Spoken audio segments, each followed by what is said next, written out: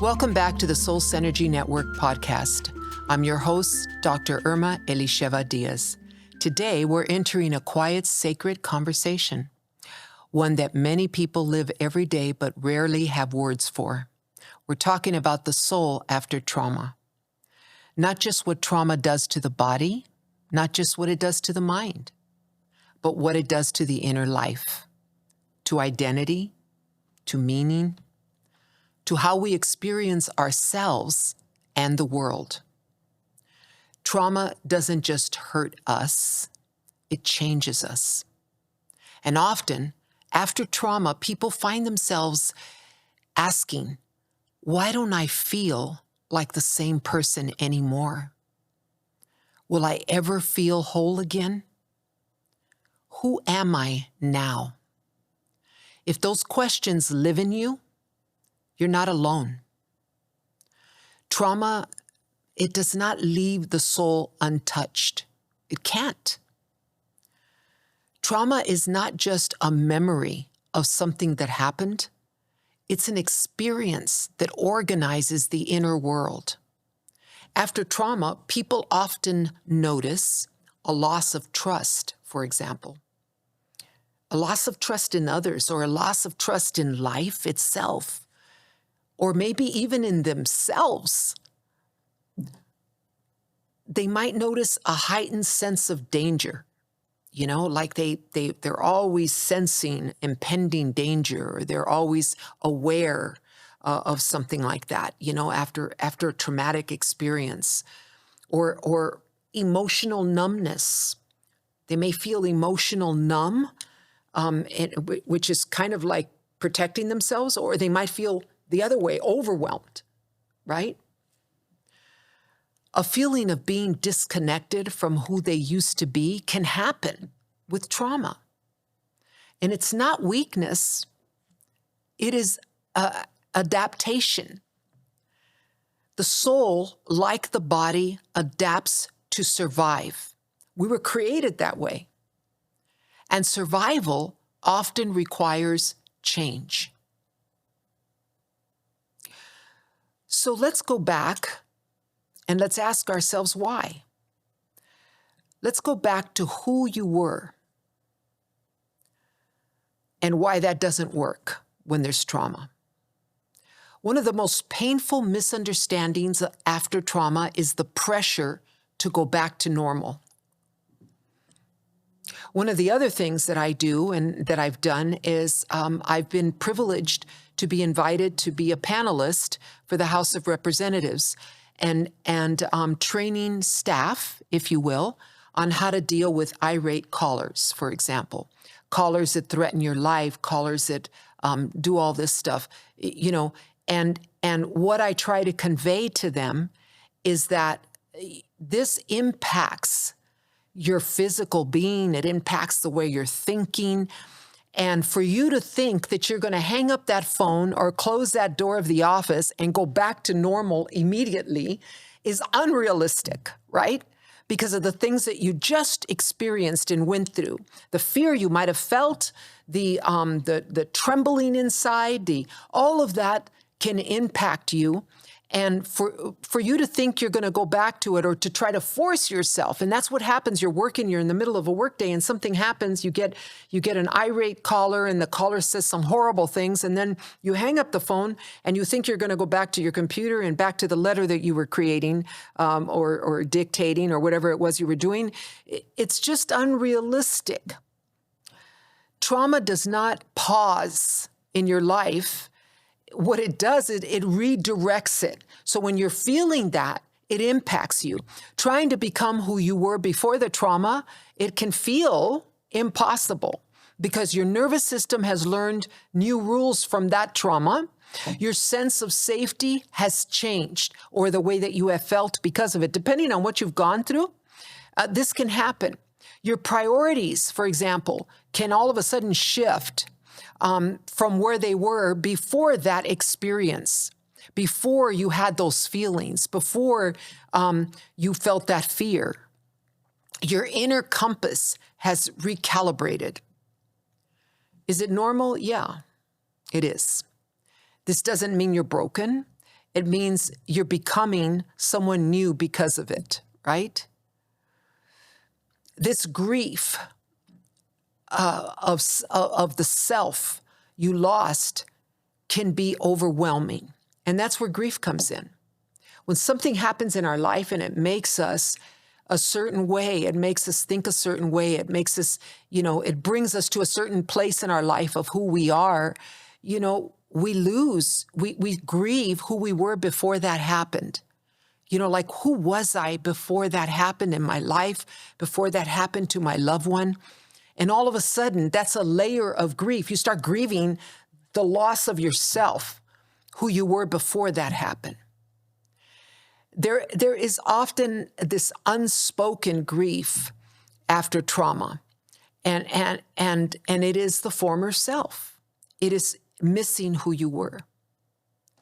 So you may grieve your innocence, the way you thought before this happened, the way you felt life was before it happened.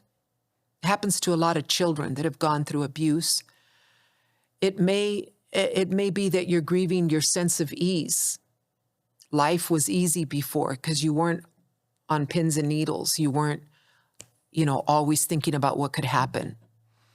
It may impact your optimism. And all of a sudden, you're grieving that you were an optimistic person, but you're no longer optimistic about life. Now you find yourself being more negative. Now you find yourself coming up with negative things all the time when you're thinking, It impacts your trust in life, your trust in people. And sometimes your emotional availability. You just don't have the same availability anymore to life and to people.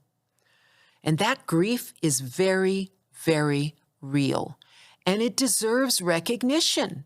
It deserves knowing that this happens.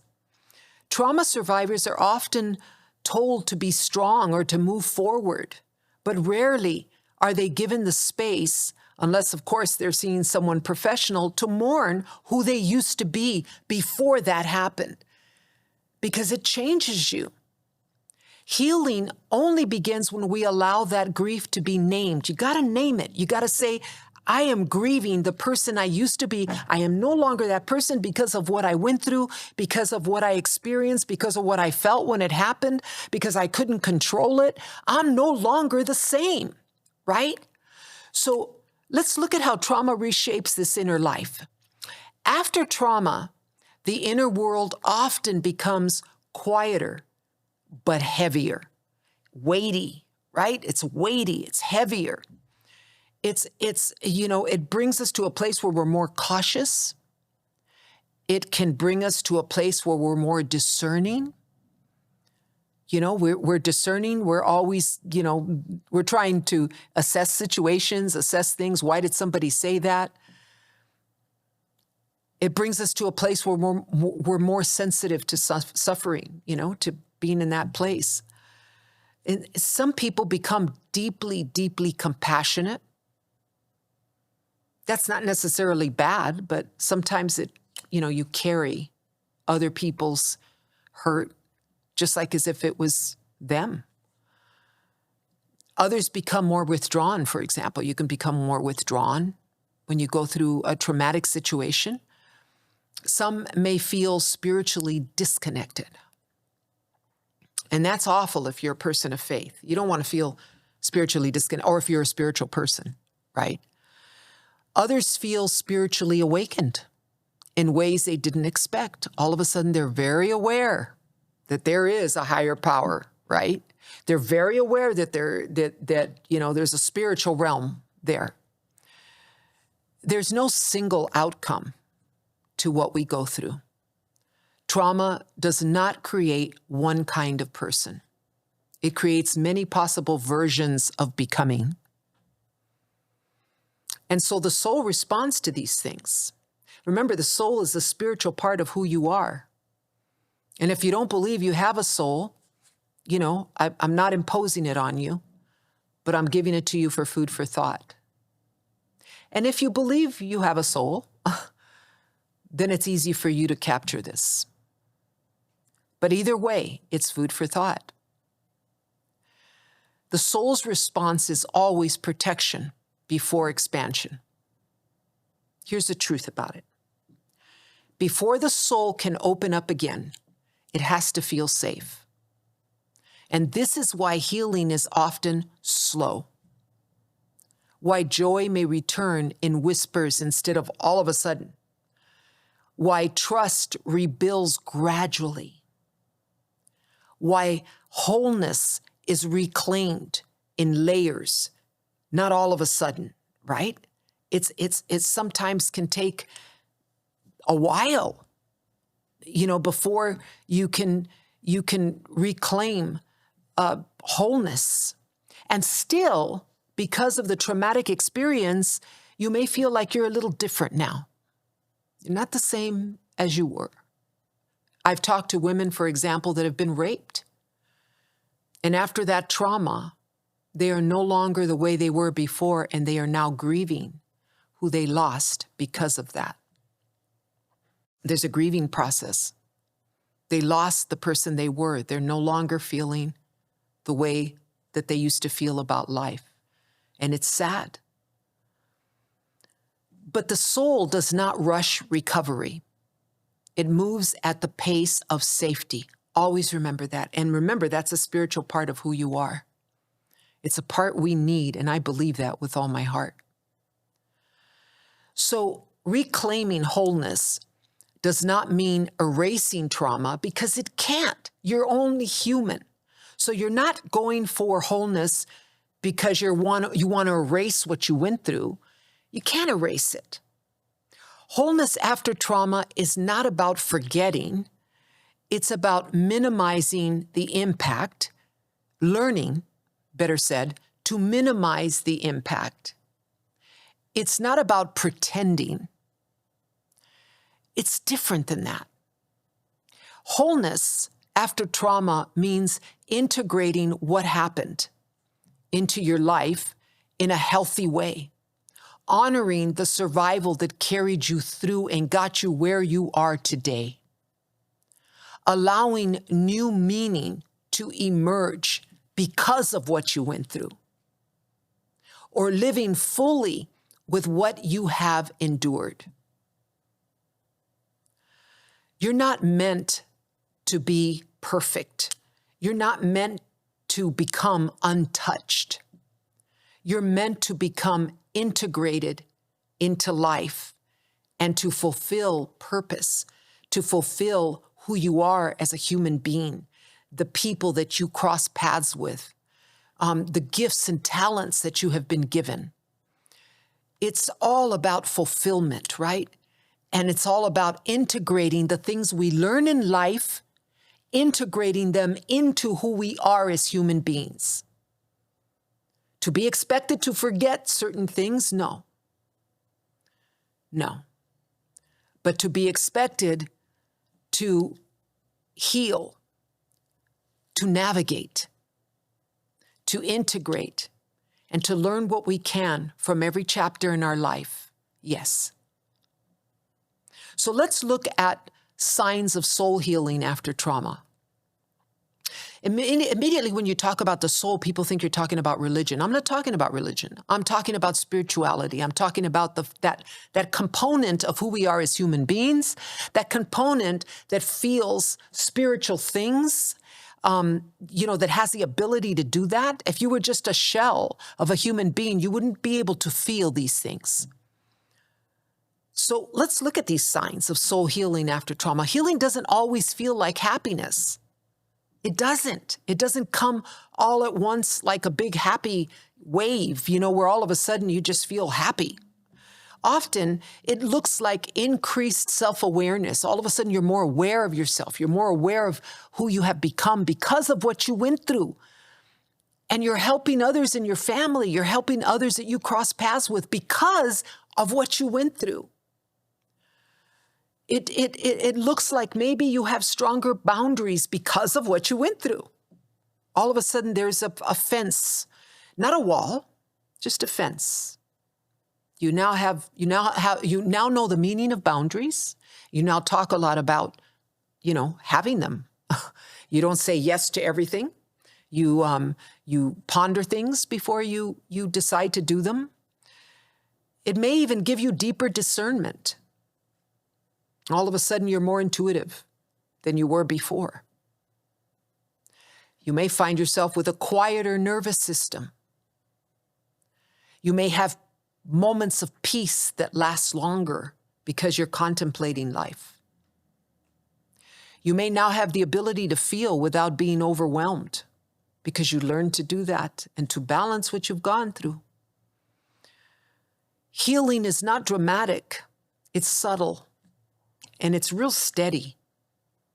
Healing doesn't come. Trauma, can really do a number on you, but the healing is subtle and it's steady and it's very real. And it's not something that hits you so hard that you can't decipher it. You actually feel it happening to you. So here are some tools for reclaiming wholeness. These tools are gentle and they're realistic. It's not about fixing you. They are about restoring the connection to who you are. Tool number 1, honor the person you became to survive. Honor yourself. Through everything that you've gone through, honor yourself and who you have become to survive. And speak it. I survived the best way I could, and here's how I did it. There's no shame in survival strategies. There's no shame in knowing you need to survive. It's something you celebrate. And those things you did kept you alive. They kept you sane. They kept you living. Tool number 2, create safety before growth. Healing begins with safety. You shouldn't be pressured into any kind of growth. People always try to fix us, people, I'm not talking about professionals, I'm talking about people that mean well. They try to fix us. They pressure us to be fixed, right? It doesn't work that way. Healing begins in increments, and it begins with safety, with feeling safe and not being pressured. So choose environments that help you do that. Choose people in your life to be around that help you do that. Certainly there's other people that don't help you do that and you love them. So I'm not saying you should not go around them. I'm saying that you should pick people in your life to be around that help you with this. So you choose these environments, you choose these people, and you choose the rhythms of the day that support you being calm. Tool number 3, allow identity to evolve. You're not required to define who you are becoming yet. Let your identity unfold naturally. This is who I am. Because of life's lessons, this is who I have become. This is who I am. And this is how I live. Allow yourself to evolve. Tool number 4, reconnect through the body, because trauma lives in the body. Gentle movement, breathing exercises, resting, and presence matter. Who you're around matters, but who you are when no one's around matters too. So reconnect through who you are as a person. Don't be afraid to think about it, to contemplate it, to meditate. Tool number 5, seek trauma-informed support. Trauma is not meant to be processed alone. Many people think they can do it alone, but you really need help.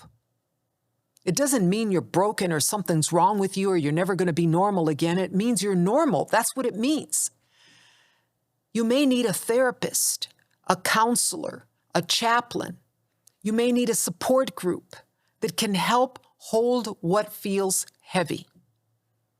Maybe you're close to your pastor. Maybe you're close to your rabbi. Maybe you're close to your spiritual leader.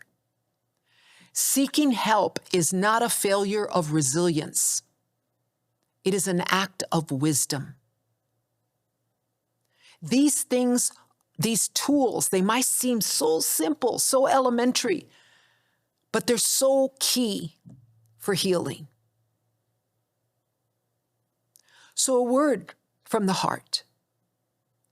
If trauma has changed you, listen. You're not less than who you were. You're not damaged beyond repair. You're not lost. You're becoming someone shaped by depth, by awareness, and survival. Wholeness is not about returning. It is about arriving in a new way with greater tenderness and deeper truth. Keep these things in mind, at least for food for thought. I want to thank you for joining me on today's episode of Soul Synergy Network podcast. And if this conversation, as I always say, resonated with you, please share it with someone who may be quietly carrying the impact of trauma. And remember, you are allowed to heal slowly. You're allowed to change. You're allowed to become someone new. I'll see you next time. And until then, God bless you.